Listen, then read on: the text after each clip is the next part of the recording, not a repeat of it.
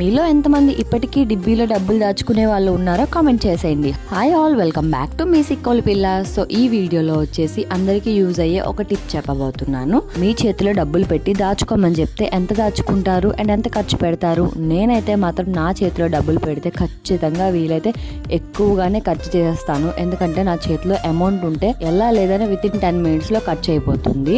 So అందుకే నేను ఎప్పుడు చేసే పనినే ఇప్పుడు నా బాబుకి కూడా అలవాటు చేశాను. అయితే చిన్నప్పటి నుంచి నాకు మా డాడీ ఇచ్చే డబ్బులు అండ్ ఎవరైనా ఇంటికి వచ్చే రిలేటివ్స్ ఇచ్చే డబ్బులు డిబ్బీలో దాచుకోవటం అయితే బాగా అలవాటు. సో మా బాబుకి కూడా సెకండ్ మంత్ అంటే వాడు పుట్టిన సెకండ్ మంత్ నుంచి కూడా సేవింగ్ స్టార్ట్ చేశాను. అయితే 1 yearకి అవి 4500 అయ్యాయి.